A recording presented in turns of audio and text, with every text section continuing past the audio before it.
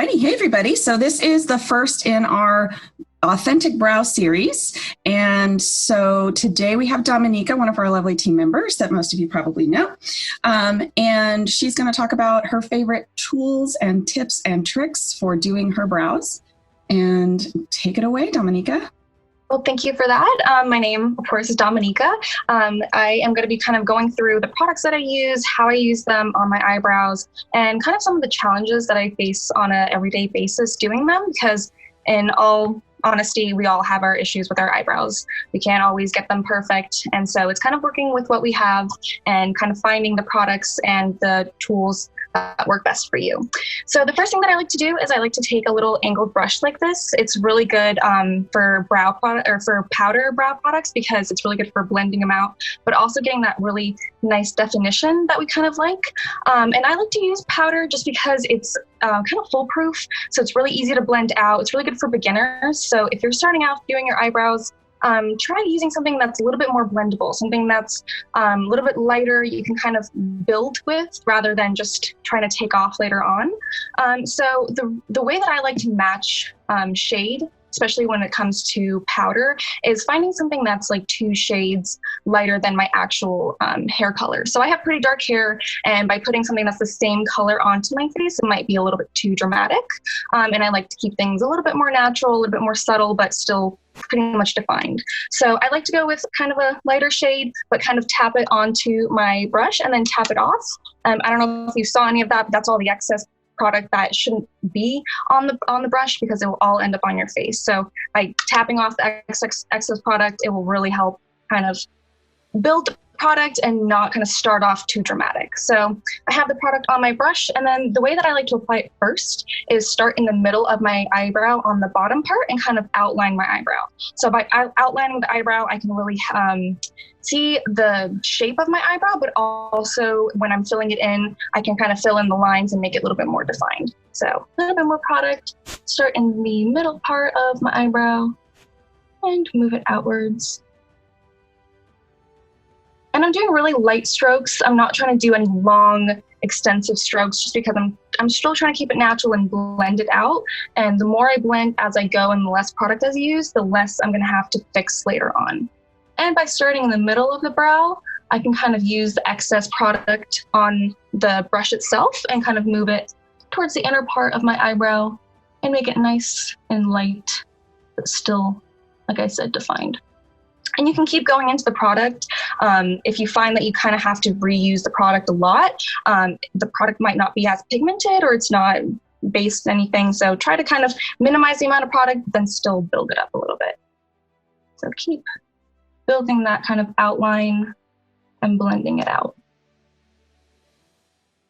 Alrighty, so I have the bottom part of that eyebrow filled in, and now I'm going to do almost pretty much the same thing with the top part of the eyebrow. So I'm going to start with the middle, kind of build that product, and then work it outwards. And with the top, the only thing that I do different is I kind of stop at the end of the arch and I move downwards. So I'm kind of going in a straight motion, and then I'm going to switch my brush and go kind of downwards. And this kind of creates the arch that I am struggling to have. That's one of the challenges that I face is with my eyebrows, I have a little bit of sparseness in them. So by filling them with powder, it really helps kind of build that fullness of my eyebrow without having to be too dramatic. But it also helps kind of bring in that shape back in that I've sort of lost within those hairs. And then just keep blending. The key with the powder is you just got to keep blending and blending.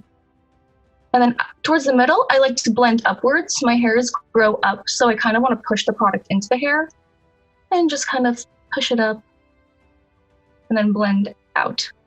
Because then you're just using the excess product on the brush and on your skin, and then just brush it out.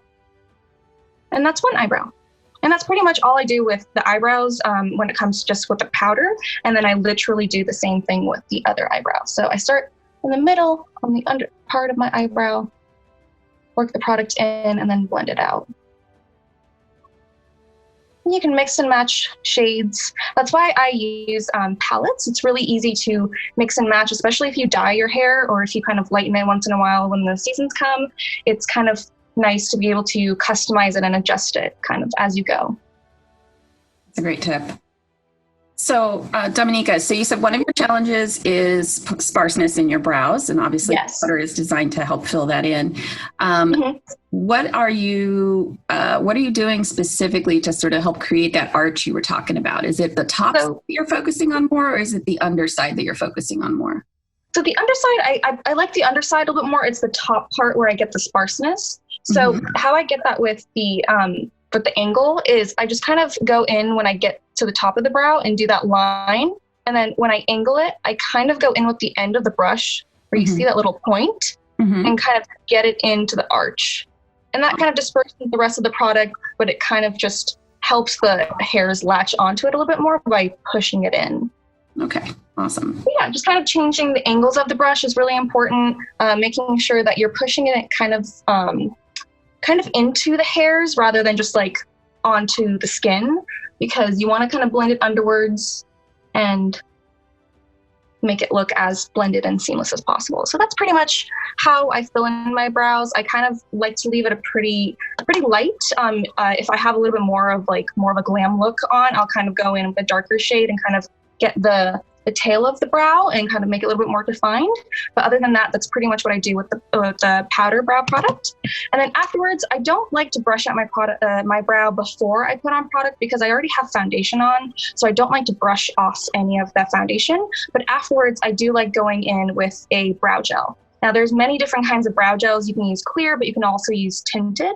I use clear just because I want to keep it pretty natural, so I just want to kind of enhance the hairs. So basically what I do is you just get a decent amount of product onto the spoolie and just brush it upwards, make it defined, and brush it out. And what I like to do sometimes, if you really want to set your brows, like if you know you're going to be out and about, if you're going to have a long day, I like to go in twice. So kind of let it sit for a second and then go in one more time. It might take a little bit of product off, but it's going to keep your hairs really intact if that's what you're going for. And I do that with the same thing with the other eyebrow and blend out like that. And that's pretty much what I do with my brows. You can also do an extra step and kind of highlight. If you want, you can just go in with a little kind of brush like this, something that's a little bit tapered so you can blend it out a little bit more, but you can go in with any neutral kind of white shade or something that's kind of similar to your skin tone and kind of just highlight the under part of the brow. This helps to lift the brow a little bit, but it also kind of helps clean it up and make sure that it's pretty blended out. And then, like I said earlier, with the fallout, you can tap off the excess. But if you still are kind of receiving some kind of fallout underneath your eyes, you can always go in with a powder brush and really, really lightly just brush the rest of the fallout away. And then that's pretty much it. That is what I do for my everyday brows. I keep it quite and simple, but it is achievable. Awesome. Thank you. So I do have one more question because I know this one's going to come up from our lovely watchers. Is in what order do you do your makeup? Do you do your foundation makeup first and then do your brows after? Or do you do, because I know a lot of makeup artists, and I've done it both ways myself, will do all the eye makeup first and then do foundation. But I know a lot of people at home tend to do their concealer, foundation, powder first and do the eyes last. So I think it's really debatable. I think it's kind of what makeup look you're going for. If you're going with kind of something natural, I think doing your brows kind of after you do the eyes, so you can still highlight and put all of that kind of product on. I think doing it last would be the best. But if you're going for more of a dramatic look, if you're doing more, if you're going more crazy on the eyes, if you're doing more powder, more eyeliner, I would start with that first, because then you can conceal and kind of get the edges and make it look a lot more crisp and clean after that. Perfect. Alrighty, awesome. I hope that these tips and tricks have been helpful for you. Thank you to our lovely Dominika. And we will have a series of these coming out. And so look for our next one for some extra different tips and tricks. And we will see you all soon.